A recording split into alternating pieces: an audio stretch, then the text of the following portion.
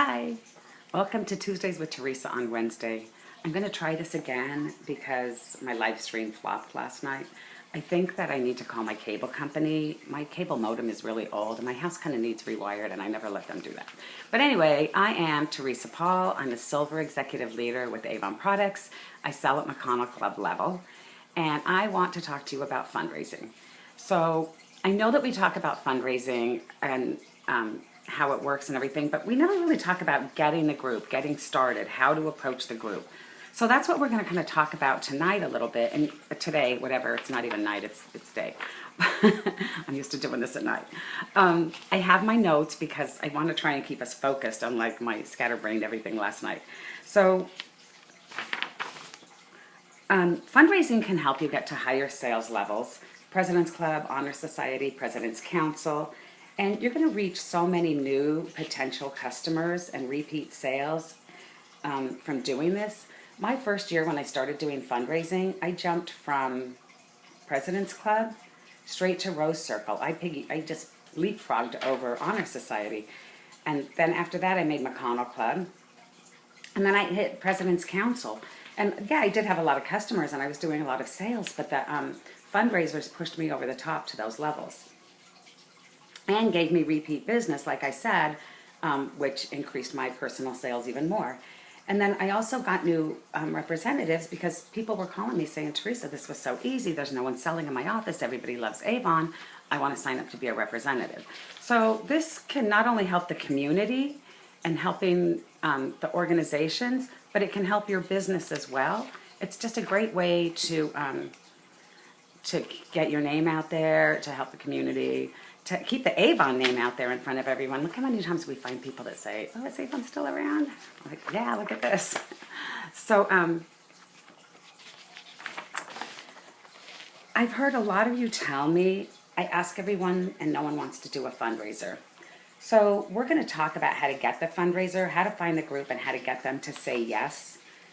And let me tell you, there is nothing magic about what I do or how I get these fundraisers other than I was relentlessly pursuing them, not just asking a couple groups. It's the same way with customers. You might have to ask 20 people before you get someone to say, oh my God, I love Avon. You might have to ask 10 people. But you don't just stop after 3 people tell you no. So once you start doing the fundraisers, you're going to have other groups, other people contacting you saying, this was great. It was an easy way to make money. I want to do it with you too. Mine blew up from my first cheerleading group. From that group, I got the middle school 8th grade. They needed money for the dance. I got the high school track team. I got one of the churches. I got a daycare from one fundraiser. And then from those, there were other people that kept contacting me too. And sometimes people that are doing it, like one of the cheerleading moms, she was involved in the other groups, so she did it as the cheerleader and the other groups. Some of them recommended me to the other groups. Somebody said, this was great, I know a daycare that needs it. So it's word of mouth really helps you once you start doing these fundraisers too. Sometimes it's hard to get in, sometimes it's hard to get started, but once you do, they blossom. I have one of my downline representatives, Kelly, did her first fundraiser this year. I think she's on her 4th one now, and she just did them a couple campaigns ago. But she started with the bug guard and then the product flyers. So it's just the next team wanted to do it. The next team wanted to do it. The word spread. So she's probably hit President's Club now, and she's going to make Honor Society this cycle because she got these fundraisers and all the, like I said, the repeat customers. So, and not to mention that you make friends doing this. I told you guys about my little kayak trip a week or so ago. Those were with some ladies that I met when I was doing these fundraisers a couple years ago. So it was kind of cool to see them all again. And anyway, back on track here. So the first thing you're going to do here, I'm sorry with the glasses and the reading, but go to youravon.com, Earnings Opportunity tab, and click on the fundraising link, and then click on Resources, because there is so much in there that you need to help you do this. None of this stuff I made up on my own. I've taken their stuff and I've revised it a little bit, but when I started doing fundraising, a lot of these materials were available. They've evolved over the years, and some of it almost looks like some stuff that I've been doing that kind of got incorporated back in this. But I ain't saying nothing. I got some of my ideas from other representatives too, but it's really cool because it's all a lot of stuff that I use still. It's just, you know, a little twist on it or whatever, but it's all there. So go to the Earnings Opportunity tab, Fundraising, and then click on Resources and start printing everything out.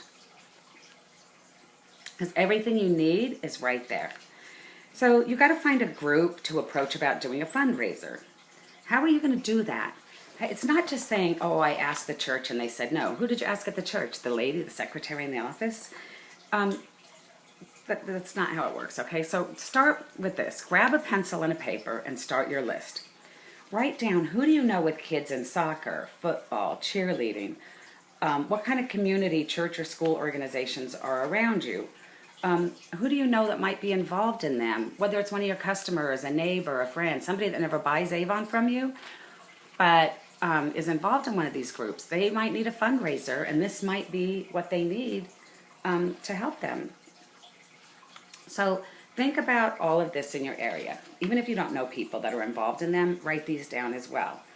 The dance teams, the daycare centers, the community service groups like the Rotary Club or the Knights of Columbus, the senior centers, competitive cheer teams, competitive sports teams, travel soccer. They all need money. They all travel. They all need money.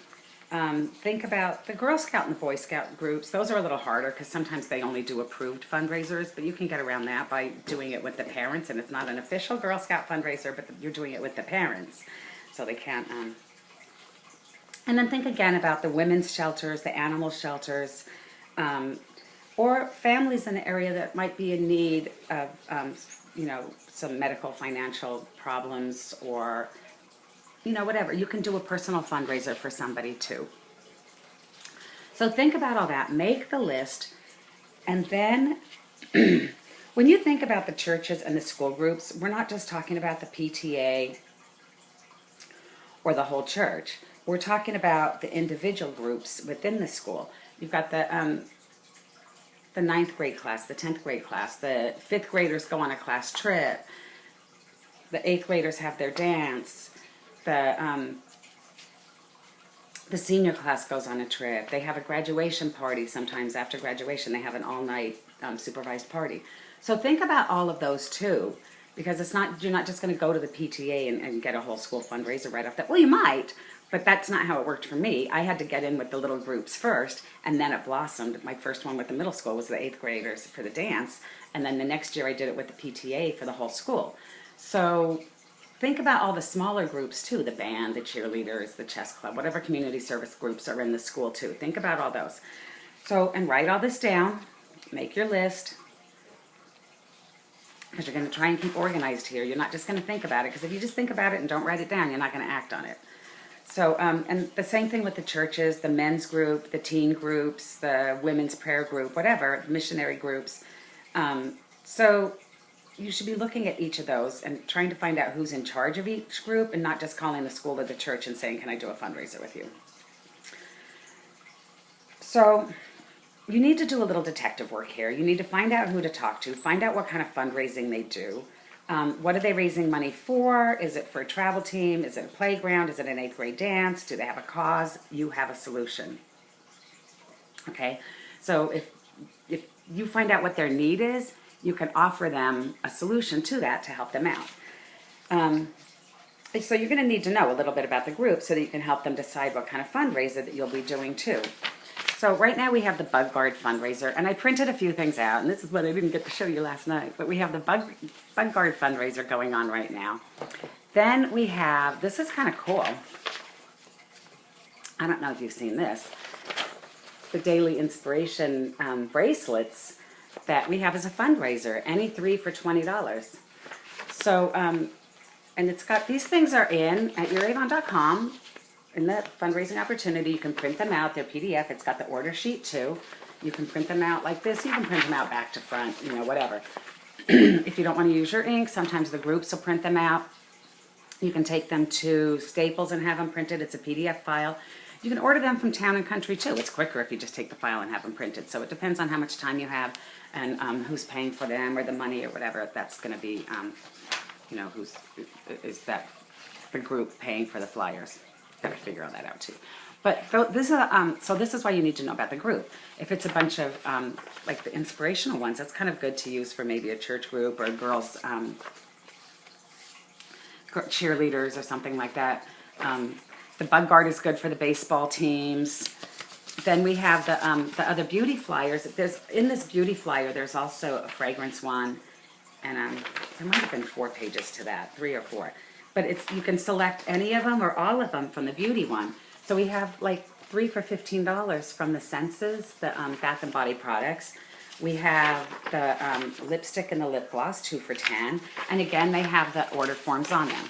So depending on the kind of group, and then we have the community outreach also, which is the stuffed animal one. Depending on the kind of group that you're fundraising for, you can decide to use all of them, 2 of them. You could do the beauty ones and the inspirational bracelets.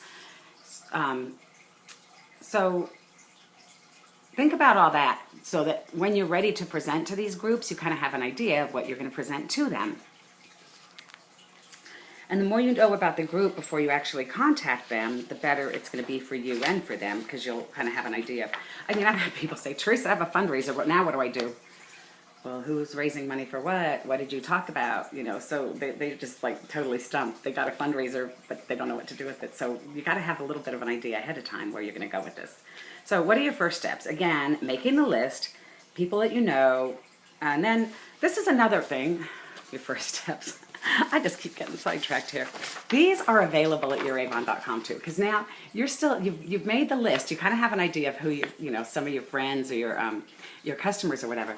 These are these quarter-page flyers that you can get from youravon.com in the fundraising thing. I printed them on pink paper. I don't know if you can see them so well. I forgot there was pink paper in my printer, but it's kind of cool because it will stand out on your brochure. But it's offering the fundraiser. Does your school, group, club, or organization need to raise money? Avon can help. And you can put your contact information on here. So that's a good way to introduce it.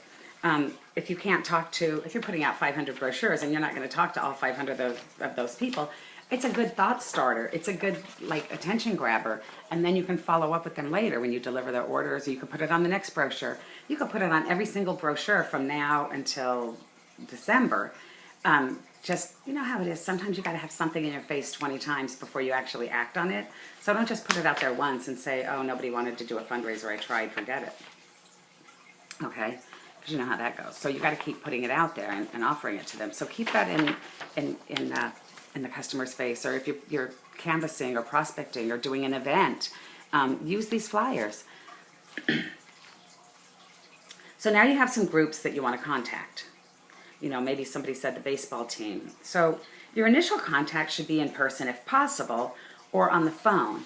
And what's great here again is there are, this is wonderful, phone scripts. And they're at youravon.com in the fundraising section. What you're going to do before you do that is print out the contact worksheet. That's also there. I love it. It's all there. You just got to know what to do with it. So you're going to print out some of these contact sheets. And on it, it's got the name of the organization and the name of the contact person. So you're going to have this. So when you start making these calls to that list of groups, you can fill out one of these for everybody. It's going to help you keep track of who you've talked to, who to follow up with, who to give the information to. But these phone scripts are great. And this is what I used when I started calling some groups and I was trying to get more fundraisers. I didn't know what to say. I didn't know how to, and you can change these words to suit you. You don't have to read this word for word. You don't want it to sound like a scripted telemarketer call. But it's really simple. Hi, hello, this is Theresa. I'm an AVON representative and I would like to speak with the person in charge of fundraising for your organization or school or for whatever you're calling. You're going to like fill in the blank. You can ask, you know, is she available now? Is there another number that she can be reached at? It gives you the questions to ask. If you're calling a school, ask for the names and numbers of the PTA president or the fundraising chairperson. Or if you're calling the school, ask for who's the senior class advisor, who's the drama club advisor. Sometimes they'll give you those names. They might not give you the phone numbers, but they might give you their email addresses. Then you can know who to follow up with and who to take the information packet to. If you're mailing the information, you can say, I'd like to send him or her some information, an information packet about holding the fundraiser, what's a mailing address or what's an email address. It gives you all the words to use so you're not like stumbling around, don't not know what to say. And then you write all the information down on your contact sheet. The second phone script is for somebody that's already got an active interest in it. Like, you're not introducing the whole concept of the AVON fundraising, but they already know what fundraising is. And this one is, hello, this is Theresa. I'm an AVON representative, and I'm currently offering organizations in your area the opportunity to raise funds by selling AVON products. I'd like to set up an appointment to show you the AVON fundraising materials. Do you have time next week? And if you can't get a commitment for a meeting, if you prefer, I can tell you about this over the phone. I can tell you about it right now. And again, before we meet, I'd like to ask you about your organization's needs. When are you planning to hold your next fundraiser? Is there something you're working on now? How much would you like to raise with your next fundraiser? It's all right here. Everything you need to ask them, everything you need to know, how to do a fundraiser with the group. Because what type of fundraisers have you had in the past? Were they successful? And you can set up an appointment as soon as possible.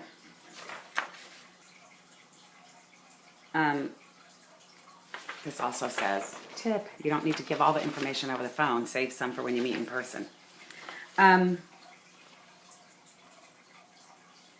there's one for actually doing the fundraising presentation. If you're doing it over the phone,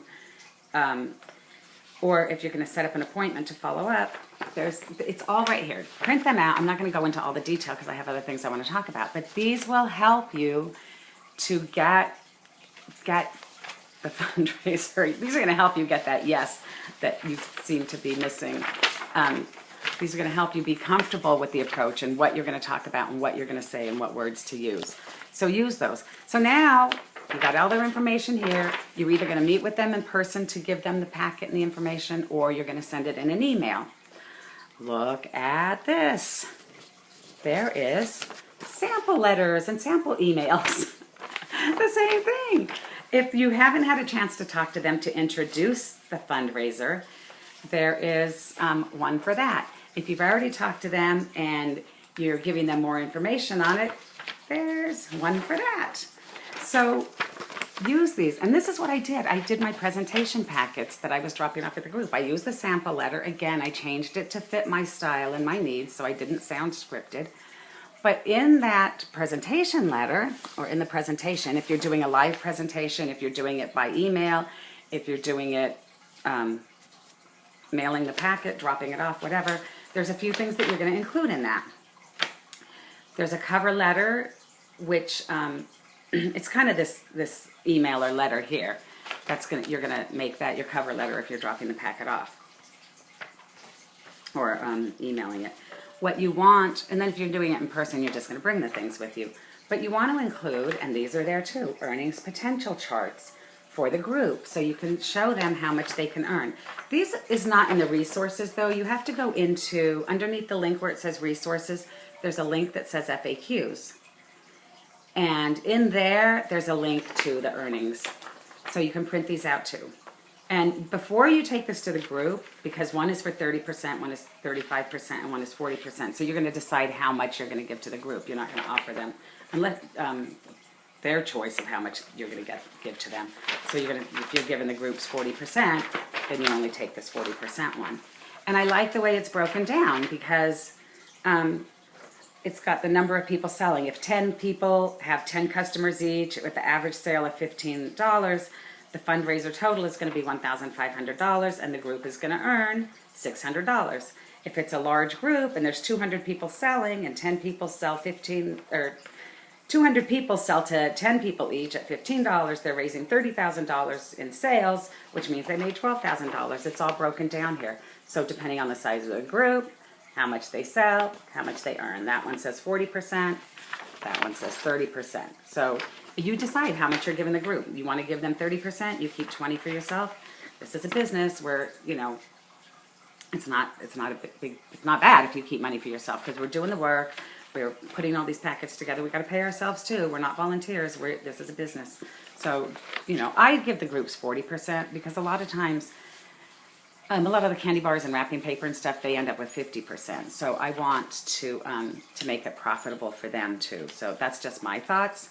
Up to you. And again, knowing what kind of fundraising they do and who they do it with and how much they earn on those will help you decide what you're going to do with these. So again, in your presentation, you're going to have the letter. You're going to have an earnings chart. You're going to include a couple of these. You don't have to print all of these. You don't have to put all of them in there. Just a few examples. And you know, I would put like a little label on it or something that said this is an example. It might change.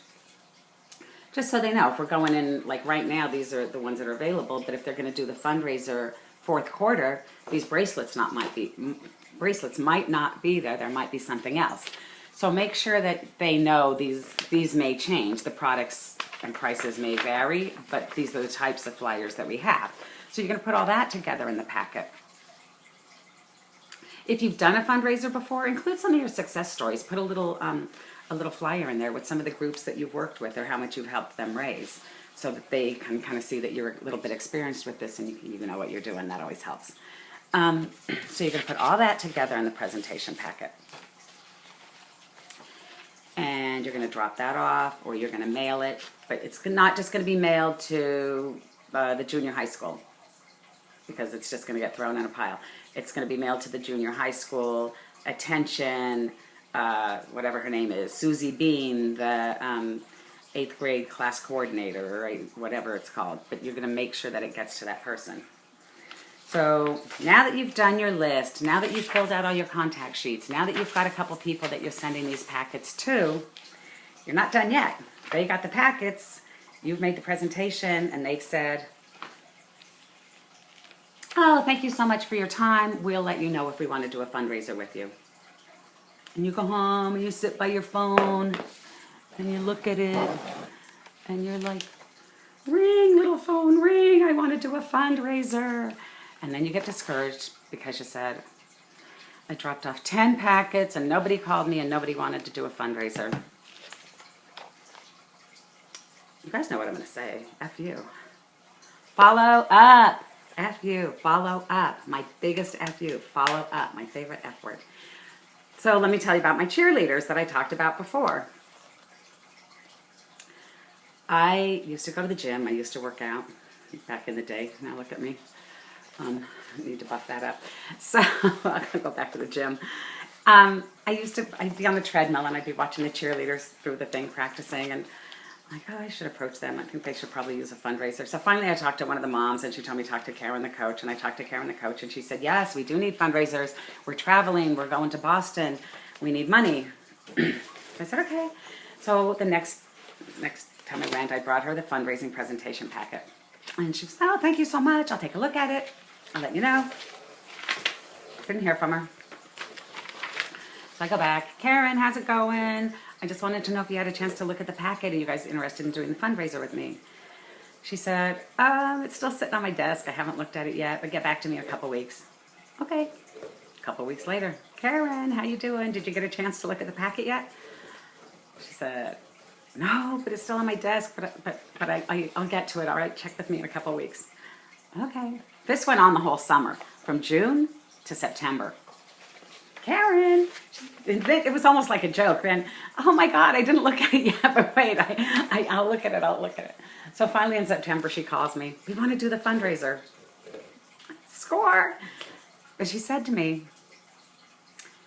thank you for being persistent without being pushy. I said, ooh, thank you for being persistent without being pushy.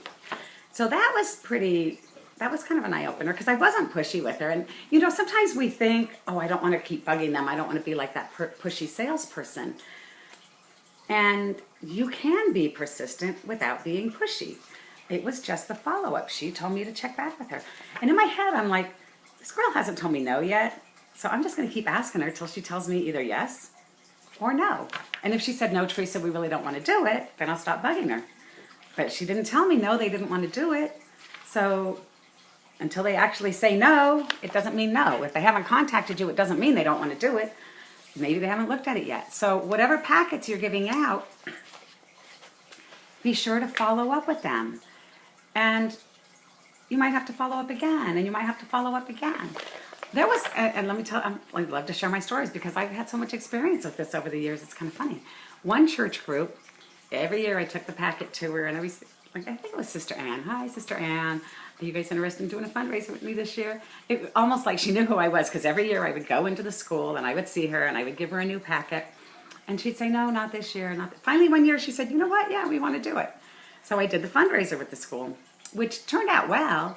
And one of my downline, who happened to be a CCD teacher there, which I didn't know at the time, or maybe she was on my downline when I first did that one. Anyway, she ended up doing the fundraiser with them the next couple times that they did it. So that worked out really well. But I didn't just say, oh, Sister Ann tells me no, and stop going. I still kept going. If Sister Ann said, Theresa, don't ever bring me another packet. Stop it. Get out of here. I don't want to do your stupid fundraiser. Then I would have said, okay, she doesn't want to do it. But she would say, no, not this year. We already have our fundraisers lined up. She was probably trying to be polite to me. I don't know. Maybe she didn't want to tell me drop dead. But she didn't tell me drop dead, so I didn't. So just, you can be persistent without being pushy. You can follow up without being pushy, okay? So that's really, really important. So you've taken all these packets out, and you did all this work, and you did the planning, and you made the phone calls, and you printed everything up, and you put the packets together, and you took them out, and nobody called you. Call them, email them, call them, talk to them. Stop by the school, because you're going to find somebody, and they might not say yes now. They might have their fundraisers. A lot of them have their fundraisers set up already for the fall. Some of them have them set up a whole year in advance. But that doesn't mean that they're not going to do a fundraiser with you. They might have them already set up for before Christmas. But what about after Christmas? What about Valentine's Day? Wouldn't this be a great fundraiser to do for Valentine's Day if we have something like that? What about Mother's Day? You know, usually they do around Christmas and Easter, but there's other times in between. And if they're raising money for the high school dance or the 8th grade graduation or whatever, they probably need to do fundraisers more than just those 1 or 2 times a year. Sometimes the big PTAs only do the big ones 1 or 2 times a year, and then they have their other things that they do. So don't just think about, oh, they already have their fundraisers set up. Maybe they have a time in between, because no one's really going to stop their big, if they're doing a wrapping paper fundraiser for years and they're raising $10,000 every year, they really don't want to stop that. They know what they got. They know it's a good thing. They don't really want to stop that to say, oh, let's try Avon. But if they try you in an off season and they say, oh, this is successful. I've had some that canceled their Gertrude Hawk's spring chocolate sale to do Avon. I've had them give up their wrapping paper to do Avon, because this was a product that everybody could use. Instead of paying $10 for a roll of wrapping paper, or $10 for an 8-ounce thing of chocolate-covered raisins, this was a product that people use, a household product. Who doesn't use shower gels? Maybe everybody doesn't use our skincare, but there's always something in there that everybody can use. So, and I don't just use the flyers. I'm a little bold. I like the full brochure. Oh, so that's what I put in the packet too. I didn't say this before. So I include the full brochure in the packets as well for 2 reasons. Even if they don't do a fundraiser with me, that brochure might end up in the hands of somebody that needs Avon, wants Avon, somebody in the office at the school or whatever. So I do include the full brochure in there too, because that's another opportunity. And because I do the full brochure fundraising. So I want them to see what's available in the brochure, because sometimes they're like, oh, there's stuff in here for everybody. Let's go with that. And I know some people don't want to do that. It's overwhelming. It's easier to start off with the flyers and to get your feet wet. I'm not like that. I'm a little crazy. I'm a little, I'll go for anything. So I've done 5 fundraisers in a campaign with full brochures. A little daring, a little whatever. I do my best work under pressure. So I do include the full brochure in the packet as well. So I think, let me see what I got here. The email, the follow-up. Be sure to use the contact sheets to keep track of everything. And on this contract sheet, if they do say yes and you start planning it out, there's a whole timeline when you're going to do the fundraiser, registering the fundraiser, let me just say this, and I'm not going to go into a lot of detail, but when you do that timeline, make sure that you ask for the packets back like a week before your orders are due to Avon. Don't tell them you're going to deliver the products the day after you get your order from Avon, because you're just going to be all jammed up there. It doesn't work as easy as you think it's going to. You need time. There's going to be late people. You're going to get your boxes. There might be a couple bottles of Skin So Soft missing. You might have to drive across the county to somebody to get a couple bottles of Skin So Soft because they sent you the small ones instead of the big ones. Stuff happens. So leave yourself some time. There's a lot more to fundraising. You know, launching the fundraiser and actually doing it, and the tax information and everything. But some of that is covered in my other fundraising video. Some of that I'm going to do in more detail in a couple other segments on videos. But right now, I just wanted to go into a lot of detail about what you need to do to find a group and to actually, you know, approach the group and get them to say yes. So it's a little more work. It's a little more than just saying, I do fundraising, want to do fundraising with me? That ain't gonna work. Oh, you're out driving around, it's the summer, you're driving down the street, there's a Boy Scouts doing a car wash over here. Pull in, get your car washed, talk to who's in charge over here, hand them your AVON fundraising packet. Tell them what are you guys raising money for? You know, do a little conversation. What are you raising money for? What do you want to do? I can help you guys too. I have this. And, you know, go from there. If you see bake sales in front of the grocery store, sometimes the kids are standing out there with their cans just collecting money.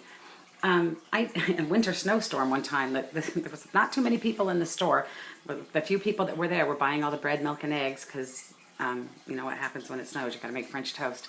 So I'm in line buying my bread, milk, and eggs, and I go outside the store, and there the kids are with their cans just collecting money for the, it was for the graduation party.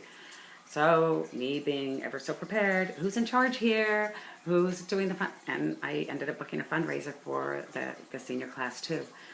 So have the packets with you. If you really want to do this fundraising stuff and you're really out there and you really want to grow your sales, have some presentation packets ready, because you never know when you're going to have the opportunity to hand it to somebody and to talk about your fundraising. So I think that's all for now. I hope that was enough to get you started and to get you thinking about where you're going to go with this. It's a process. Don't get frustrated. Don't give up so easy just because you gave out 5 packets and nobody said yes. It's a process. Just the same way growing your sales is a process. Just the same way growing your downline is a process. You know, we all started with one customer. We all started with one recruit. You got to start with that one fundraiser. And then from there, it's just going to grow. And sometimes it might be out of control, but it's all good. All right, I'm so happy. I hope this comes out much better than my live stream did. But I'm happy that I got to do this with you. I'm going to go back upstairs. I have a call soon. Oh, for RepFest. I have a call I have to get on, but hopefully I'll be able to upload this to YouTube and everybody will get the information that they need to get started doing AVON fundraising. I will talk to you guys soon. Love you. Bye.